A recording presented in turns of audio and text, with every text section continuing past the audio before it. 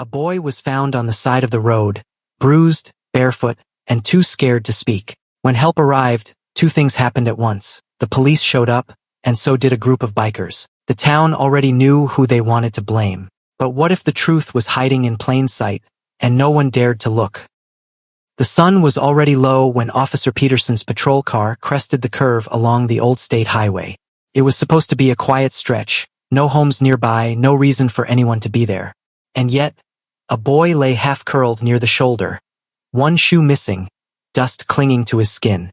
His arm was bent awkwardly beneath him, and his face was turned toward the road, eyes shut. Peterson barely had time to radio it in before the rumble of engines echoed down the incline behind him. 3 motorcycles. They rolled up slowly, the roar dying into idle growls. Matte black, worn chrome, old leather, unmistakable. The iron meridian colors were faded on the backs of the vests, but still there. One of the riders cut his engine first and raised both hands halfway, not in surrender, just calm. Peterson stepped closer to the boy without looking away from the men. He didn't recognize them personally, but he didn't need to. The town knew the club like it knew which diner had the burnt coffee and which mechanic overcharged tourists. The second officer, Dorsey, arrived seconds later, kicking up dust behind her as she pulled to a stop. "Call for medical," Peterson said. "And stay sharp." The man in the center, older, square-jawed, arms covered in road tattoos, stepped forward. "We found him like that," he said, voice gravel-thick but steady. "Pulled over to check. Saw him from the turn." Dorsey's hand hovered near her holster. Funny timing. The rider didn't flinch. Funny or not, kid's not okay. They stood like that. The cops, the bikers, the silence. Broken only by the low hum of engines and the buzz of insects in the grass. Then Peterson knelt beside the boy. He was warm, dehydrated, scraped raw in places that suggested falling more than fighting. No signs of a struggle or obvious signs of violence. The kid was just worn down. Peterson noticed the pockets of the boy's hoodie were weighed down unevenly.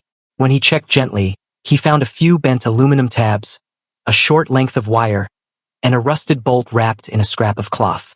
The kind of things a kid collected when he was trying to build something without asking permission. The sort of project that made sense only to someone too young to know when to stop.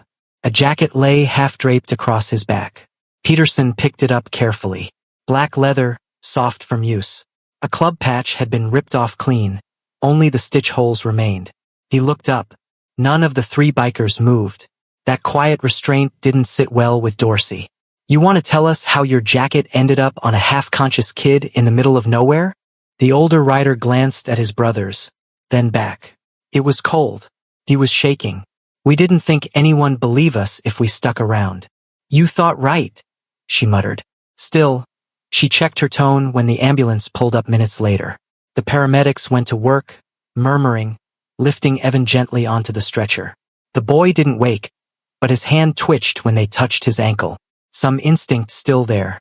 As the ambulance drove off, one of the younger bikers, shaved head, nervous hands, looked like he wanted to speak. But the older one touched his shoulder, and that was it. They mounted up without another word and turned their bikes back toward the highway. "They're just leaving?" Dorsey asked. Peterson watched them disappear into the dusky distance. "Apparently." They radioed in a statement and requested a follow-up at the station. But no one from the club showed up that night. And that, more than anything, set things in motion. By morning, the town was already whispering. By morning, the town had already started filling in the gaps with its own version of events. None of it was proof. All of it was enough. Sheriff Wilkins held a briefing in the cramped station kitchen. The whiteboard had Evan's name, the photo the paramedics had taken for ID, and a list of unanswered questions written in red. At the bottom, why did the club arrive first? No one had answers. Just an impression, a sense that somehow the bikers knew more than they were saying. That was when Warren Cole walked in. He looked rough, pale beneath a 210 forehead, hands fidgeting in the pockets of his utility jacket. Said he'd been out near the ridge clearing brush for his property line when he saw something strange. 3 bikers. A boy. One of them yelling. The kid crying. The officers leaned in. Warren nodded gravely, eyes flicking toward the hallway like he wasn't sure who might be listening. Didn't want to get involved, he said. But I recognized the patch. One of 'em had a jagged tear on the back. Same kind of mark I saw on the kid's jacket. Dorsey frowned. The jacket we found was missing the patch entirely. He blinked. Then I guess they pulled it off after. She scribbled it down, but her gut told her something didn't add up. Peterson stayed silent. He remembered the way the older biker had stood. Not defensive, not afraid, just steady. He also remembered how gently he'd touched the boy's shoulder before leaving. Still, Warren's story had weight. He was a longtime local, ran a fencing company on the south end of town, volunteered during the flood last year, the kind of man whose word got traction. Warren's property line backed up against the ridge trail. It always had. He knew who passed through there and when. A boy moving through the trees late in the afternoon wasn't supposed to be his problem, unless that boy had seen something he hadn't meant to be seen. In a town like this, blame traveled faster when it already had a direction. That evening, flyers went up across store windows. Did you see this child? Below it, a cropped photo of Evan, hospital gown, visible bruise on his temple, eyes still closed. The call to his mother came just before sunset. She had thought he was at a friend's house, working on something in the garage the way he often did. When she heard where he'd been found, she sat down hard in the kitchen chair and didn't speak for a long moment. Fear arrived first. Guilt followed close behind. At the corner of the flyer, barely visible, contact Officer Peterson or Officer Dorsey with info. By nightfall, the club's name was back on people's lips, muttered behind counters, shared over beers, written in online posts that danced just inside the line of libel. Old stories resurfaced, half-remembered, never proven, but familiar enough to sound true. The time a gas station was robbed 2 blocks from their garage. The rumor about the fire behind the truck stop. No charges, no proof, just years of fear that didn't need fuel to burn. Back at the hospital, Evan stirred briefly. A nurse noted that he reached for the blanket with his left hand, flinched at sudden footsteps in the hallway, and whispered something in his sleep. She thought it sounded like jacket, but no one heard him clearly, and no one yet was asking the right questions. By the next morning, the town had settled into a restless kind of energy. No one had reported the boy missing yet, not officially, which only made the rumors louder and the assumptions easier. Conversations stopped when strangers walked by. Store owners kept radios on low, waiting for updates that never seemed to come. The story had already shifted from concern to suspicion, and suspicion had found a familiar target. At the sheriff's station, the coffee sat untouched on Peterson's desk, growing cold beside a stack of notes. He hadn't slept much. Something about the roadside scene kept replaying in his mind. Not the boy, not the injuries, but the quiet way the bikers had stood back, like men who already knew how the moment would look. Dorsey was midway through a report when the front door opened and Warren Cole stepped inside. He carried himself like someone bracing against bad weather, shoulders tight, mouth drawn thin. His clothes were work-worn, dusty boots, a jacket with the logo of his fencing company stitched over the pocket.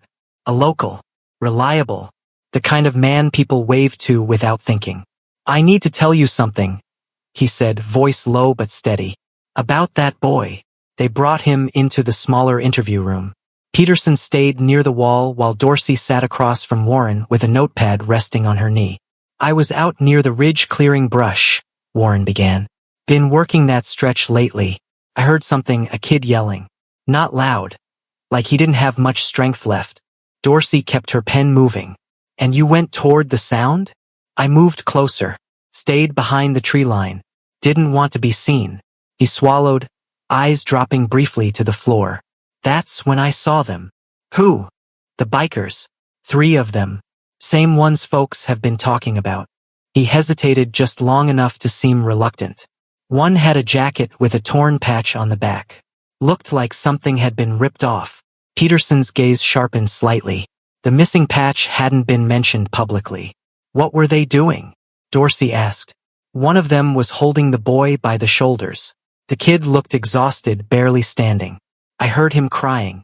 Warren rubbed his hands together, as if trying to warm them. "Then they set him down. One took off his jacket and covered the boy with it." What Warren did not say was how long the boy had been running before that. The scrapes on his hands and knees told a different story, the kind left by someone who had fallen more than once, gotten up too fast, and kept going without knowing where he was headed. Not chased yet, just afraid enough to believe he might be. The room grew still. Peterson finally spoke. "You're sure about that?" Warren nodded. "Clear as anything. I remember thinking it didn't make sense. Why cover him if they'd hurt him?" Dorsey glanced at Peterson but didn't pause her notes. "What happened next?" "They looked around like they were checking for witnesses. Then they got on their bikes and left. Didn't rush. Just rode off." Peterson stepped forward. "Why didn't you call it in right then?" Warren's jaw tightened. "You ever try calling the police on a biker club out in the open? I've got a business here. Employees. Family." He let the words hang, heavy with implication. "I waited until I was somewhere safe." It was a reasonable answer. It also explained nothing.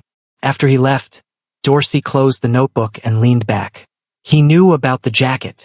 Peterson nodded slowly. "Yeah." They sat with that for a moment. Down the hall, a dispatcher relayed another tip from a resident who claimed to have seen motorcycles near the forest trail earlier in the week. Rumors were breeding faster than facts. Each one nudged the story in the same direction. Still, Peterson couldn't shake the image of the older biker's expression by the roadside. Calm. Focused on the boy, not the officers. Not the kind of look he associated with someone trying to hide a crime. "Run his phone records," he said quietly. Dorsey raised an eyebrow. "Warren." "Anonymous call came in before sunrise," Peterson replied. "Said the club was involved. If he was already this sure, I want to know when that certainty started." Later that afternoon, the first confirmation came back. The tip line call had originated from a business number registered to Warren's company. It wasn't that Warren needed proof. He needed distance. The club already carried the weight of old rumors, half-remembered stories people were comfortable believing. Pointing in their direction didn't require convincing anyone, only reminding them of what they thought they already knew. Dorsey stared at the screen. "That's interesting. Could be coincidence," Peterson said, though his tone lacked conviction. Outside the station, the town continued building its version of events. Online comments piled up under news posts. Old photos of the Iron Meridian clubhouse resurfaced, shared with captions that hinted at secrets and danger. A history half-remembered was being polished into something sharper. Warren, meanwhile, stopped by the hardware store on his way home. He chatted easily with the cashier, asked about her kids, bought a roll of fencing wire he didn't need. Anyone watching would have seen a man going about his day. Only once, as he stepped back into the parking lot, did his composure slip. His eyes drifted toward the distant tree line beyond town, and his mouth tightened into something that looked less like worry and more like calculation. Back at the hospital, Evan stirred again in his sleep. A nurse adjusting his blanket heard him murmur a word she couldn't quite make out. Something about a man. Something about running. She wrote it down anyway, because while the town was busy deciding what it already believed, the truth was still trying to find its voice. The Iron Meridian clubhouse sat on the edge of town, surrounded by old cottonwoods and the low hum of cicadas. The building had once been a machine shop, long before anyone remembered. Now, most days it served as a kind of middle ground. Bikes pulled in, engines cooled, voices murmured. But that evening, the place felt heavier. Inside, the three men from the roadside leaned over a weathered map of the ridge trail. The youngest, Dean, paced near the tool racks, chewing the side of his thumb. Bolton, older, all muscle and quiet breath, watched him but said nothing. Mason, the one with the torn jacket, didn't look up from the map. "They've already decided we're guilty," he said. "Doesn't matter what we say." Dean turned. "So we say nothing? Just sit around while people spit on us in town?" "That's exactly what we do," Mason said, his voice flat. "Because the second we talk, it becomes about us. And the kid's already in a hospital bed. He doesn't need our names wrapped around his story." "Then we wait for what?" Dean asked. "A trial we won't get to speak in?" Bolton finally spoke. Just 2 words. "Let it ride." It wasn't an order. It was a reminder of the rule they all knew, the one that had kept the club clean even when their image was anything but. You don't use kids. You don't name them. And you sure as hell don't turn a scared boy into a public spectacle to clear your own name. Back in town, the air was thick with opinions. Sheriff Wilkins held a press briefing outside the courthouse, flanked by 2 deputies and a microphone that fed every word to waiting ears. "We are pursuing leads in connection with the recovery of a missing minor. We have received statements from a concerned citizen and are reviewing possible involvement of individuals associated with the Iron Meridian Motorcycle Club." Not a single charge had been filed, but that didn't stop the implication from spreading like smoke. Reporters, bloggers, even locals with phones aimed their attention at the club. Every shaky memory, every secondhand story suddenly felt like evidence. One man said he once saw someone from the club yelling near the school. Another claimed he heard their engines revving too close to a church parking lot. Nothing solid. But none of it needed to be. What no one seemed to notice was that the bikers didn't protest. They didn't call lawyers to posture on local radio. They didn't show up at City Hall. They simply stayed where they were, fixing bikes, watching the road, and saying nothing. To most, that silence looked like guilt. Dorsey knew better. She sat in her cruiser outside the Ridge Trail turnoff, engine ticking softly as it cooled. Her thoughts kept circling the same point. The detail Warren had shared about the torn patch, how he described the boy crying before anyone had confirmed Evan was even conscious. The timeline didn't sit right either. He said he'd been out clearing brush. But the weather had turned just the night before. The ground was soft, the brush wet. No tools in the world made that kind of job worth doing in those conditions. Peterson was more cautious. Back at the station, he sifted through logs, rewatched the body cam footage from the roadside scene. He paused on the frame where Mason stood with his hands half raised, gaze steady. There was no flicker of alarm, no twitch of defiance, just a man watching a child struggle to breathe, surrounded by people who already expected him to be dangerous. Later that night, a deputy reported a strange call. A payphone behind the old hardware store had been used to report a suspicious biker loitering near the school. No description, no plate, just an accusation. Dorsey and Peterson drove out anyway. Nothing, just flickering light and wind brushing through chain-link fences. "I think someone's testing how fast we jump," Dorsey said. Peterson didn't argue. At the hospital, Evan remained in and out of sleep. His vitals were stable, but the nurses noted he often curled into himself, arms drawn tight across his chest. The social worker assigned to him tried gently to coax him into conversation, but he only stared at the floor and mumbled half-thoughts. Woods, running, a jacket. That single word kept coming back. Jacket. The one piece no one could explain. Warren's story had placed the bikers at the scene before anyone else. But the boy's own timeline was murkier. The doctors said his injuries were consistent with falling. Not a fight, not a struggle. His shoes were mismatched, one missing entirely. The side of his hoodie was ripped along a seam, like he'd caught it on a branch. And yet, there were no defensive bruises. No grip marks on his wrists. Just scrapes, dehydration, and a deep, stubborn fear. Back at the clubhouse, Mason received a message. It wasn't from the police or anyone official. Just a contact from a trucker who'd seen the flyers in town and remembered passing a boy alone on the trail days earlier. Stumbling, limping, but not being chased. Just moving like someone who didn't want to be seen. Mason didn't share the message right away. He simply saved it, folded his phone shut, and walked outside. The bikes sat in a neat row, all silent now.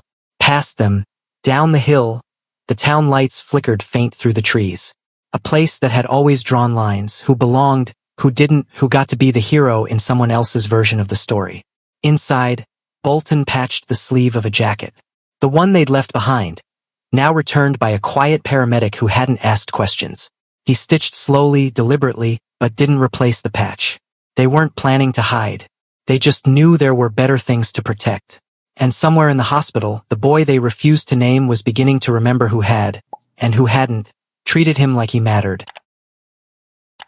The conference room inside the sheriff's department wasn't meant to hold this many people. A folding table had been pushed aside to make space. Chairs scraped tile. The overhead lights buzzed, too bright, too clinical, washing every face in hard white. On one side stood the bikers, Mason, Bolton, Dean. Leather vests worn, but clean. Eyes forward, hands loose. No one spoke. Warren Cole stood near the door, arms crossed, expression carefully neutral. His utility jacket had been replaced by a button-down tucked neatly into new jeans. He looked every part the reasonable witness. Calm, cooperative, almost polished. Peterson leaned against a cabinet near the back wall, arms crossed, mouth unreadable. Dorsey sat beside the boy, Evan, who clutched the edges of his hoodie like it might help him vanish into it. Outside, a small crowd waited near the entrance. Word had spread that the boy was going to speak. The town had been holding its breath, waiting for permission to believe what it already wanted to be true. The sheriff gave a short statement, then stepped aside. It was time. Evan didn't lift his head at first. His eyes stayed on the floor, fingers tightening, breath shallow. Dorsey gave no encouragement, no prompt. Just silence, the kind that gives space instead of pressure. Eventually, the boy's voice came, soft, barely there. I was walking, he said. I wasn't supposed to be out, but I went through the trees. I saw something. Warren shifted, but didn't speak. Evan's eyes moved toward the far wall, avoiding faces. I heard shouting. It was coming from behind the shed near the ridge trail. I hid. His mouth trembled. I think he saw me.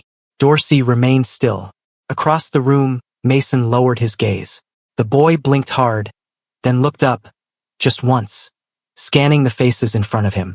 When his eyes landed on Warren, his whole body changed. He shrank slightly, shoulders curling in, like a memory had wrapped itself around his spine. That man chased me, he said.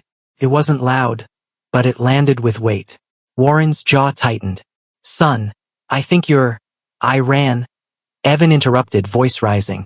I didn't have both shoes on. I tripped. I hit something. Then I don't remember for a while. Just cold. Trees. I kept hearing someone behind me, he added, quieter now. I don't know if he was close. I just knew I couldn't stop. Dorsey spoke gently. Do you remember who found you? The boy nodded once, then looked at the men across the room. They did. He didn't point. He didn't need to. They gave me something, he added. A jacket. I was shaking, and they put it on me. Warren stepped forward, voice tighter than before. I think the boy's confused. That can happen, right? After trauma, things get blurry. Evan flinched at the sound. Dorsey didn't move. Evan, are you confused? The boy turned his head slowly. No, that was it. No theatrics. No build-up. Just a child refusing to be redirected.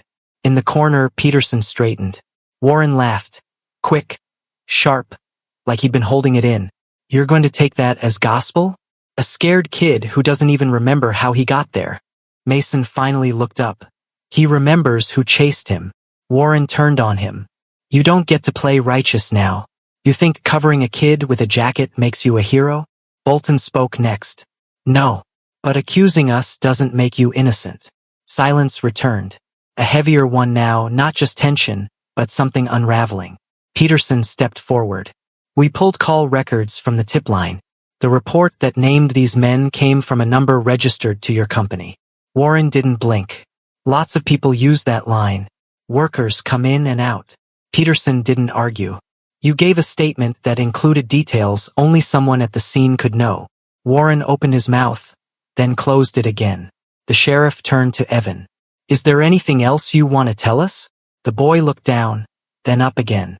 He said if I talked, people wouldn't believe me. There was no need to name who he was. In the hallway outside, murmurs had started. A deputy tried to quiet the crowd, but the sound carried. Surprise, confusion. A few stifled apologies from voices that had been louder the day before. Warren moved toward the exit. Stop, Peterson said, and Warren stopped. The rest unfolded quickly. A formal statement. A quiet arrest. Warren's voice lowered to muttering, then silence. He didn't fight. He didn't plead.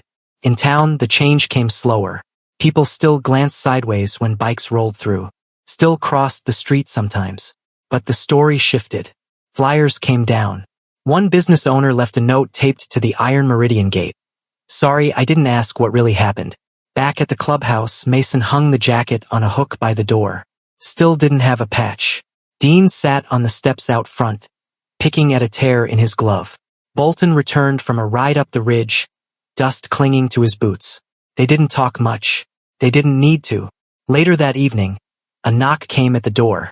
Evan stood outside with a nurse at his side, holding something wrapped in brown paper. He handed it to Mason, quiet and steady. Inside the wrapping, a hand-drawn thank you note, and a single word, written in uneven letters, safe. He was going back to school the following week. The social worker had already spoken to his mother. The trail near the ridge was off-limits now, marked and monitored. Small corrections quietly made. No headlines, just a child being returned to the parts of life that didn't ask him to run. This story reminds us that truth isn't always loud, and courage can come from the smallest voice. What would you have done if Evan pointed at you?